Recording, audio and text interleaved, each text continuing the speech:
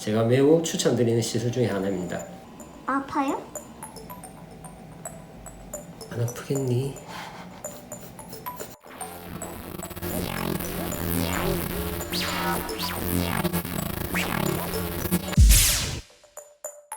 안녕하세요, 욱닥터입니다. 제가 지금 얼굴이 조금 빨갛죠.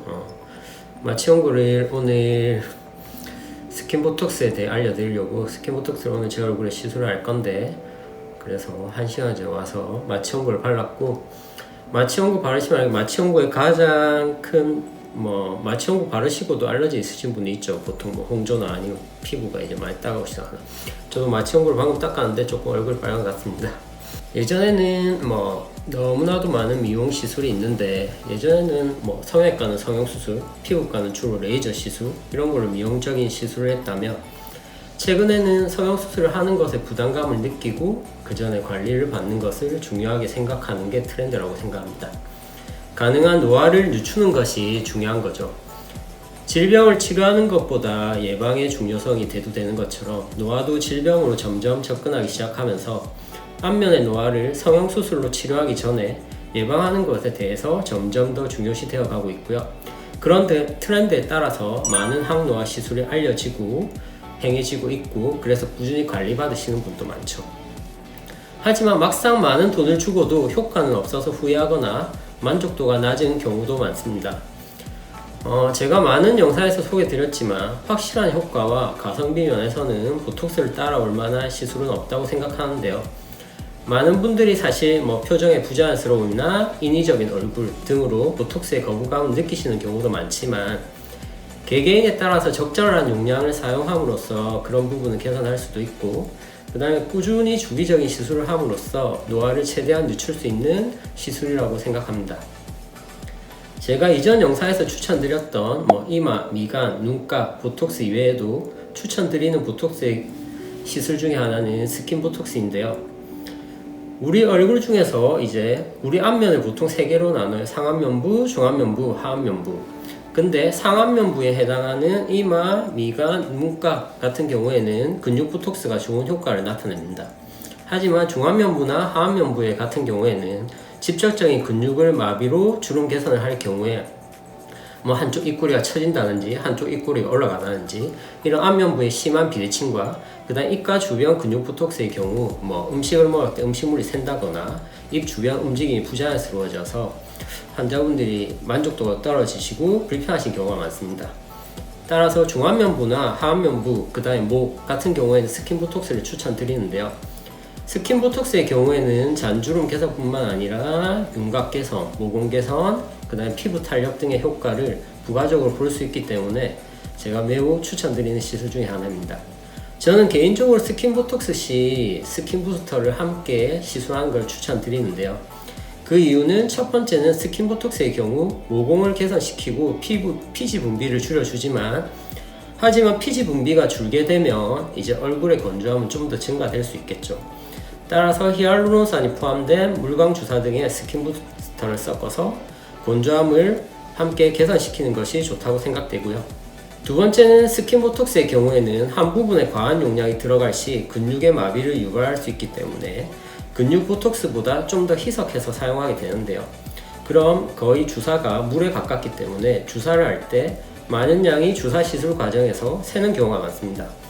따라서 좀 더 점성이 있는 히알루론산 성분이 포함된 물광 주사 등의 스킨 부스트를 함께 믹스해서 사용함으로써 보톡스가 시술 과정에서 새는 것을 많이 줄여주고요. 그래서 저는 그렇게 하는 것을 추천드립니다.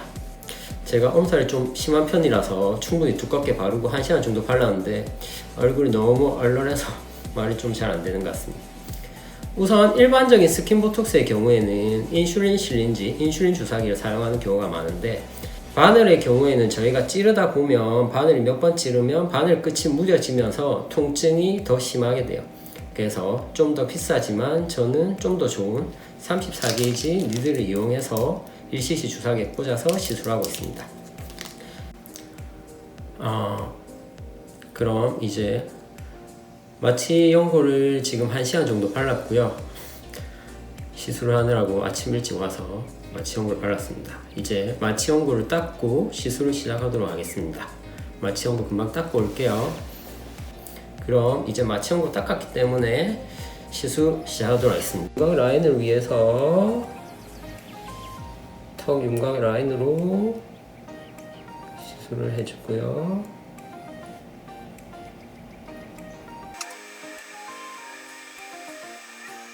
충분한데?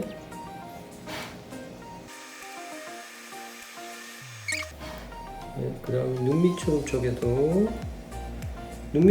쪽에도 스킨 근육 보톡스를 하시면 많은 분들이 불편하시는 게 애교가 없어지는 걸 많이 싫어하시기 때문에 스킨 보톡스를 하시는 걸 좀 더 추천드리고요.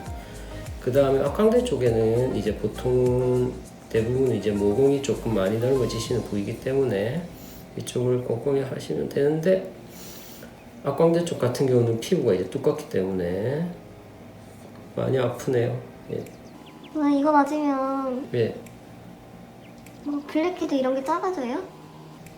전반적으로 유분이 줄어들게 되고 피지 분비가 줄어들게 되면서 논문상에서도 모공이 줄어드는 효과를 보인다고 되어져 있습니다. 저는 뭐 개인적으로 제가 얼굴에 이렇게 주사를 맞는 컨텐츠를 별로 안 좋아하는데요. 저희 담당 선생님이 제가 고통받는 게 좀 더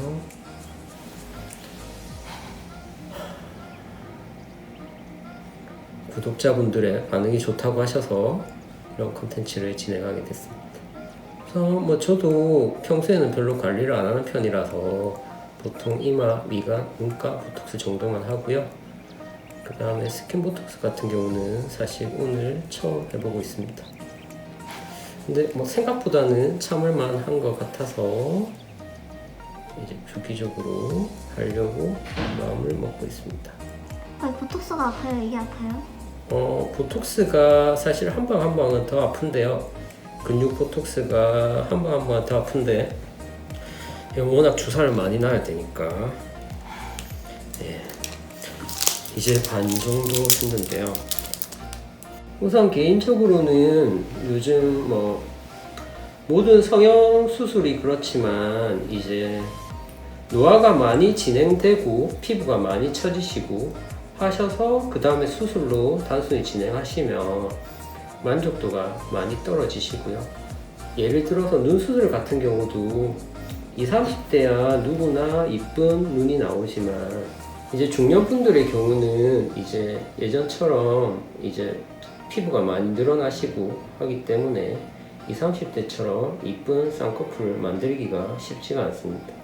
대부분 나는 뭐 나중에 그냥 뭐 수술을 할래, 평생 관리 안 하고 이런 생각을 하시는 분도 있으실 건데, 제가 봐서는 평소에 꾸준히 관리를 하셔야 나중에 수술을 하시더라도 좀 더 결과가 좋다고 생각이 되어지고요.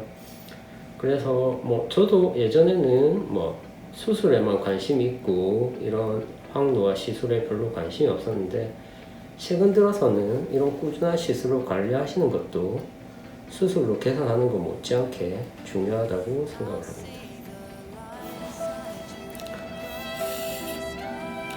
마취도 되고 통증도 있고 뭔가